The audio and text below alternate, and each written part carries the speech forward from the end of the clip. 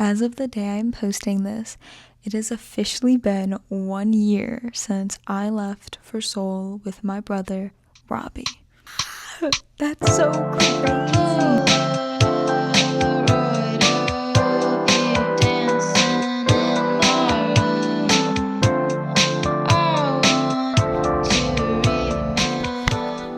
Hello and welcome back. My name is Tyler and I have not made a video in a while, so this feels weird to talk to a camera. It always feels weird for me to talk to a camera, I feel like, but here we are.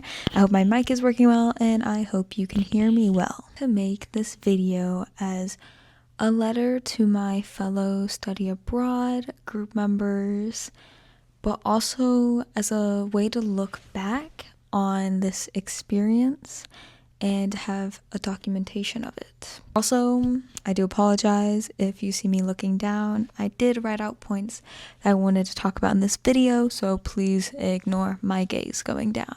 I want to make sure I hit everything I want to. For a while, I wanted to make a video to show my appreciation for this experience and the people that made it all that much better, but I wasn't sure how I wanted to manifest it, or I should say portray it. I have a lot of clips from this trip, but not a lot of clips of me talking.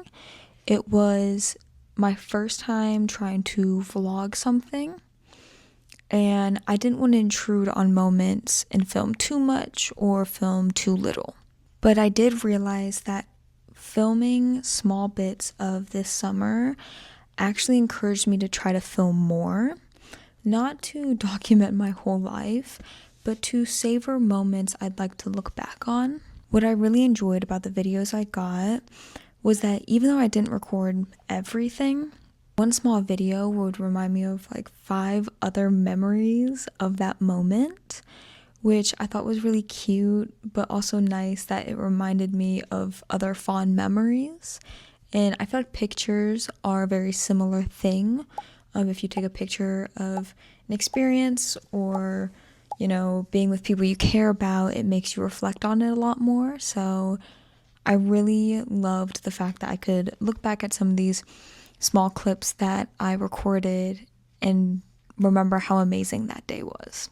But with a year coming up on this, I thought it'd be a great time to reflect and give my opinions on the experience. I'm gonna put the disclaimer that this is how my experience went and that not everyone's study abroad experience is going to be perfect or exactly how mine was.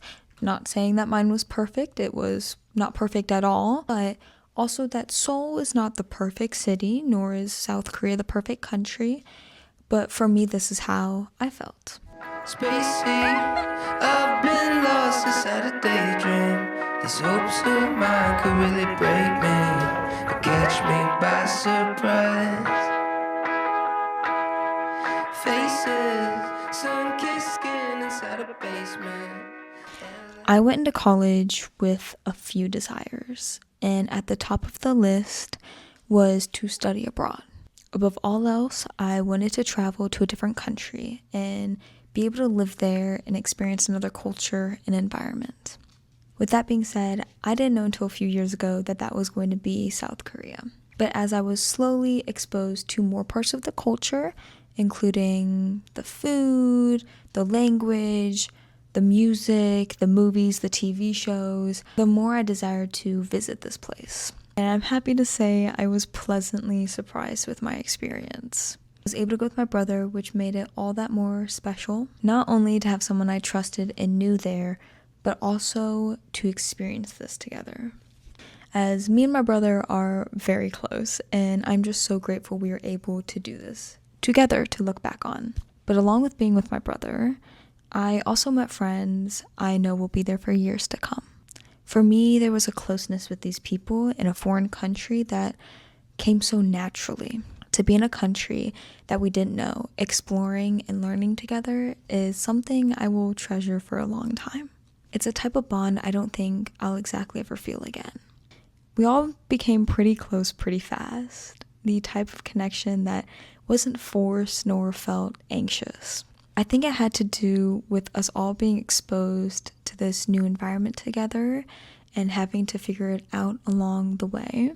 I felt I could talk to and learn about these people's lives for hours without even realizing the time had passed. So that is one reason why I wanted to highlight these beautiful people in this video, because they truly mean so much to me, regardless if we talk every day or once a month or even once in the next years to come. They will always mean so much to me. So for a section of this video, I would like to solely dedicate it to my fellow study abroaders. Thank you all for the memories and experiences we had, from dancing till 3 a.m. in our favorite club to getting lost in Busan, and the dinners we had sharing little pieces of our lives. I appreciate each and every one of you, and I hope to meet again someday, maybe in Seoul or maybe in another city. I love you all, and I'm grateful every day for you all. And honestly, I could probably talk, I can't even say probably, some of my friends from this experience I talked to for such extended periods of time about all of the memories we created. So I'm gonna stop that there. So this video is not 5 hours long. Also because those stories are just so personal and so memorable that I want to keep them in my heart. But I now want to talk about and reflect on the school I went to and the experience around that.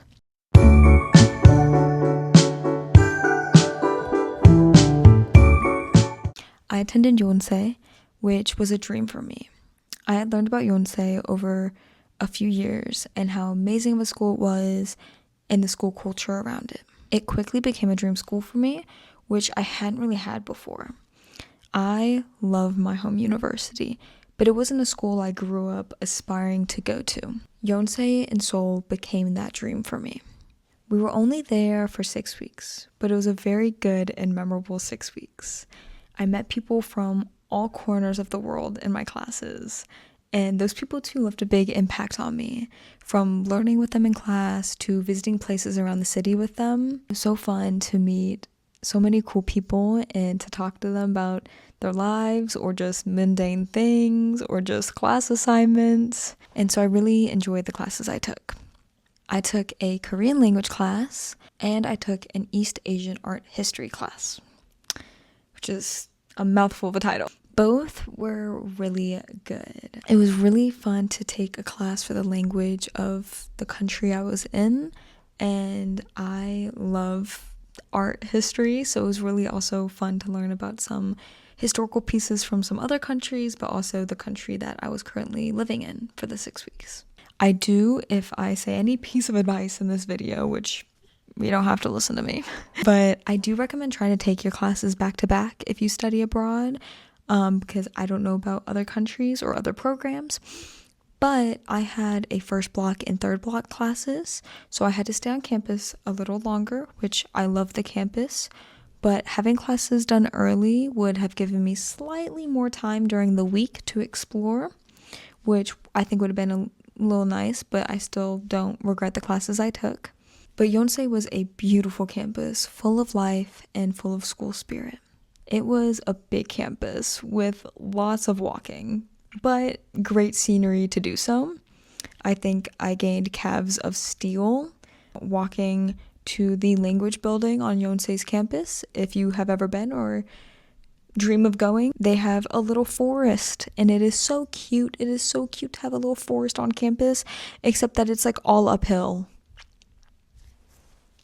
And in the summer, in the mugginess, we were dripping sweat by the time we got to our class. So good exercise. Don't worry about exercising. But even though we were there for a short amount of time, they'd still offered a lot of ways to be involved with the student life, which was really nice. Next, I want to touch on a list of things that I loved.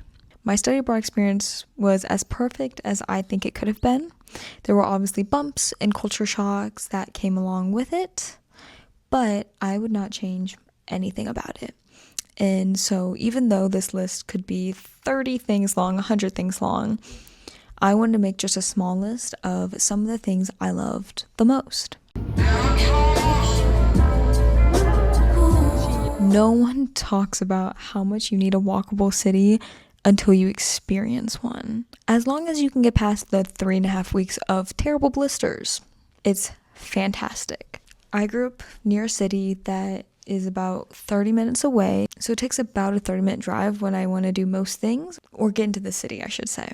So being able to walk in bus and subway anywhere was one of the most amazing things. And it's something so mundane that felt so nice, because I don't feel as spontaneous where I live. Not to limit myself, but most things are a good driving distance from me, and I do have more obligations here where I don't feel the ability to just switch up all my plans to spontaneously do something. Also, just the fact that I know there are a lot of walkable cities in the US. I felt like a more spontaneous person. Want to go get dinner? Yeah, I'll meet you downstairs in 10 minutes. And it was as simple as that. But also just to visit a city that is known for having such good and effective public transportation system was incredible. Shout out to Naver. I don't think I'll ever find a mapping navigation system like you ever again. You are amazing, and I love you.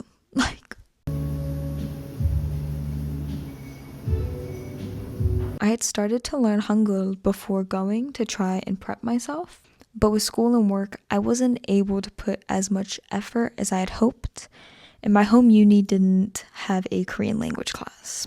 So only knowing a few basic words and learning to say things and communicate with someone that only knew a few words in my first language was a great thing. Sometimes stressful, but it made me more ambitious to try, which language was probably one of the bigger culture shocks to me, and not in the way of like not being able to communicate with others. It was more of how many people in Seoul felt to apologize for not being able to speak more English, which was a crazy thought to me, because I always thought, like, I'm in your country, like, I'm sorry, I'm not prepared with more Korean. And so I always try to say, like, please don't apologize, because that's not your fault at all. But I also met friends in the program that knew more Korean than I did, so it was also fun to learn from them and also to learn from the people that we met in Korea. I love a cafe. Oh my god. I love a cafe. And the cafe hopping culture was so unique. Like, that was one of the major things I learned about before going over to Korea, was the cafe hopping culture. And I mean, you could find a cafe with any theme. Some days we would just walk around looking for cafes. Sometimes we had cafes saved on Naver or TikTok or Instagram that we wanted to visit. And some days me and my friend would just walk in a random direction and keep going until we found a cafe with a good studying vibe where we could do our homework. But there was truly so many possibilities in cafes, which sounds so silly, but it was so fun. And it was so fun to visit the different parts of towns and see the different vibes.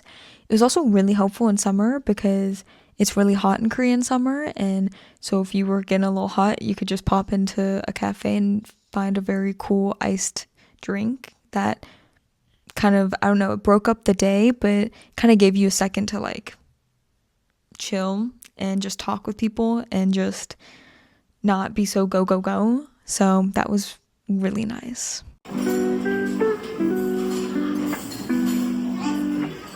And I have to mention the food. The food was amazing. And I'm not even just speaking of Korean cuisine, which was really, really good. I enjoyed trying all different types of Korean food, but I love soup, so I was thoroughly enjoying all the different types of jjigae or guk, and I was in a very happy place. But Korea also had really, really amazing other types of cuisine. They had really good American food, really good fast food. I'm not a fast food person in America, but like, we had a Popeyes by us. That was good. Apparently the Taco Bell was really good. I never tried, but we had like a really good pizza place near us that really reminded me of like New York style pizza. It had like good kind of American sides, like French fries and stuff like that, but also really good Japanese food, which I know they're pretty close geographically, so that kind of makes sense. I don't know, but really good Japanese food, really good Mexican food, at least like pretty good. It's probably not the best Mexican food, but I live in a place that's very Tex-Mex, which is not a bad thing, but I just kind of like authentic, like more authentic Mexican food, if that makes sense. Not to offend Tex-Mex lovers, but I really enjoyed the Mexican food I had there. And also Italian food. We had some pretty good Italian places. I felt you could really find a place for anything you were craving. And the attention to detail and flavors was incredible. I also just felt the quality of food was really good. The food plus the walking, like my body felt so good. Also, I want to just make a really quick side note for sweets because I have a massive sweet tooth. But a lot of times sweets upset my stomach in the US, and I think it's just because of the amount of like processed sugars and like the amount of additive sugars like really messes up my tummy, if I'm being honest. But I was cafe hopping and eating sweets like every day, and my stomach like never hurt. Sweets also break out my skin, and I did have a few breakouts, but like not that bad. So I don't know what they're doing over there, but they're doing it right.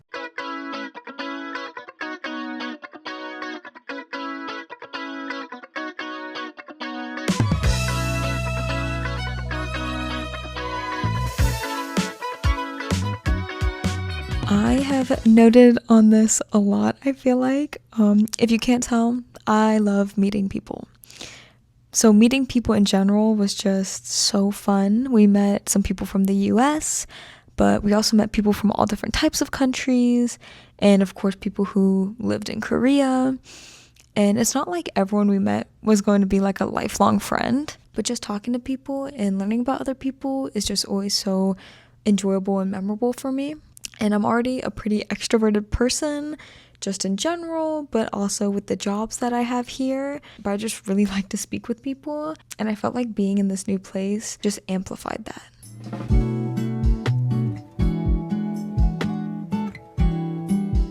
I honestly thought I was going to travel outside of Seoul more. Like, I kind of expected to like go to different cities like every weekend. But the more I was in Seoul, the more it had to offer. And I know me and my brother reflect on this a lot, that we feel like we touched like 1/10 maybe of all of Seoul, and that's not even like, we probably touched 1/20th. Like, we felt like we touched 1/10 of the main Seoul area. So I actually didn't travel outside of Seoul as much as I wished, and I don't regret that. I still think Seoul has so much to offer, and I can't wait to explore even more of it. But depending on the district, even depending on the place, you could be like transported. And it's just because like each place had something to offer, and every detail felt so thought out. Some places just had cool fun vibes, and others almost transported you to another country. It was just so fun to hop on a bus for like 20 minutes and feel like you were in a whole other place. With some places that felt very cool and new, and some places just felt really comfortable and homey. I'm the one they talk about. Shut it down. I'm the one they talk about. Shut it down. I'm the one they talk about. Shut it down. Yeah, I'm the one they talk about. Shut it down. Okay, I have to make a note on the night culture or nightlife. Although it isn't for everyone, and I completely support that, our group did indulge a lot in the nightlife and dancing till 3 or 4 a.m. Not every day, maybe, but we loved to go to new places and discover favorite places and listen to a lot of 2000s music and danced for hours. If you don't know already, because if you haven't watched any of my videos, or you hope to stick around, I'm a dancer, so I could dance forever. I could dance for hours, and I feel like my study abroad buddies could probably acknowledge the fact that once we hit those clubs, I didn't stop. I just never stopped dancing. And the nightlife, I think, was the biggest cultural shock for me, because not everyone was partying or clubbing or going to the bars. People were just casually walking and shopping and eating and enjoying the street busking, I think is called. I'll put a correction on the screen if it's not called that. But they were also just doing work into the late hours of the night. I'll kind of expose myself for an example of that. I was very embarrassed because I think it was within the first week of being there, I brought my laundry down to the area in our complex because I needed my clothes washed, and I was in my PJs, and it was like, I think it was like 12:30 or like 1 a.m. It was like pretty late, in my opinion, to be doing laundry, and I thought no one would be down there. Little did I know, there was like the entire common area full of people chatting and doing work. So I did not make that mistake again. Not that I was in like any PJs that was like bad. It was just like shorts and a huge t-shirt and my sandals like half on.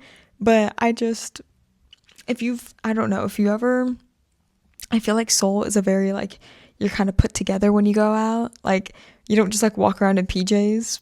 And so I was just like, oh, right. So we didn't make that mistake again. But it was definitely a little embarrassing and a great experience. Those are only a few notes of my favorite things. There are so many more. There's probably a very long list of things, and I could go on for a very long time. But instead, I just want to talk about the impact of it all. For me, Seoul was the city I developed as a person and learned about parts of me I'd never seen before. I grew more confidence and learned what it felt like to be with myself. I became a different person after this experience, which I know sounds so dramatic, but it's very true for me. At times, growth can feel very uncomfortable, but overall, I felt I was growing in a direction that felt right. And I didn't know how much these experiences and people would affect me, but I'm so grateful they did.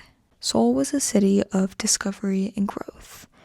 A place to quietly listen to what my soul needed, who I needed to meet, and how I needed to grow. I genuinely could restate this many times over like I already have, but I am very grateful for this experience. That being said, I'm gonna wrap back around. I don't think it would have been the same without the people we met. I wanted to meet and just like become friends with the people we were, going to be a part of the program with, because I feel like there was a chance you're going to spend a lot of time with them if you hit it off. And I just never expected to hit it off with the group the way we did. Not like I wasn't going in it thinking the worst at all, but it was just so amazing having the people we had. I think I've said this to everyone I've talked to it about, but I would not change our group for anything. I look back and I'm so, so grateful for the people that we had and that we met. I just think it's insane, and I love it so much. And from our school-sanctioned excursions to our own little adventures, we were also open to exploring the cities we were in and visited, but also just to learn about each other. I try not to reminisce on the past too much, as I don't want to forget about the present that we're living in now. But I do, probably too much, think about and daydream about the memories I have in Seoul with these people. It has made me dream even bigger and made me realize maybe not having it all figured out is okay. Maybe pursuing your ambitions and crazy dreams is what the soul needs. Maybe you're a person like me and needed to explore a different version of yourself in a new foreign area. Studying abroad made such an impact on me that I now work as a global ambassador during the semester to help encourage and teach people how they can study abroad. So please, if you enjoyed this TED Talk about me and my friends and how I could talk hours about all the fun and memories and excursions we did, maybe you should study abroad too. And I know this is not an option for everyone. It surely was not cheap, but even if you don't think it's possible, please go see your study abroad counseling team on campus or call them for a meeting, because it is a lot more possible than you think. I'm not going to go into the details, but it was like almost nearly impossible for my brother with his insane schooling schedule, and we still made it work. Is all I'm saying. I think that's one of the great things about a summer semester is it doesn't affect your main semesters too much. But regardless, if you have a team anything like mine, which I really hope you do, they really want to help you find a way to achieve these dreams. Because I truly think everyone needs to study abroad once, or at least experience more parts of the world. Who knows? Studying abroad could change your idea of what you think you want to do. It could open doors for you, inspire you, introduce you to amazing people, or expose you to an environment that you might thrive in. So I hope you enjoyed me talking about studying abroad and getting a little too sappy for my own good. And I hope if you have had any thoughts of maybe studying abroad that this gives you the little push you need. And again, I'm sorry if there are a lot of clips of me looking down. I really wanted to make sure I said everything I wanted, even though I'll probably look back at this video in a few months and wish I said even more. So overall, I am happy I was able to include the clips that I'm going to and make some type of video dedicated to this very amazing time in my life and area of growth and something I can look back on, and hopefully my fellow study abroaders can look back on and cherish. If that's enough, I feel like that's asking for a lot. If you don't like this video, I'm sorry. I'm sorry I'm sappy and I'm actually not sorry I'm sappy. I love that I'm sappy, and I love that I wanted to take the chance to talk about this and maybe inspire anyone out there and just dedicate this to the people that have made a huge impact on my life and have genuinely changed my life this past year. So lastly, if you are any of my fellow study abroaders, and yes, I will be using that term in our group chat from now on, I miss you, and I hope you all are doing amazing. And for the 100,000th time, thank you for creating an unforgettable summer. I love you. Kisses. Bye. Mwah. I just talked for 40 minutes. Holy crap. This is probably bloopers, but I low-key got really sappy doing that. There's a few times I got teary-eyed while writing that, but I love the sappy person that I am. And if you ever think you're being too emotional or too sappy, you're not. The memories you make are important, and the people you spend time with is important. And although don't stay in the past for too long, I think it's great to be able to look back on and always have fond memories of something like this. And just, oh gosh, I could talk about it for hours. I have talked about it for hours, and some people are probably sick of me talking about it, but it was amazing. And I'm gonna leave that there. Enjoy the bloopers.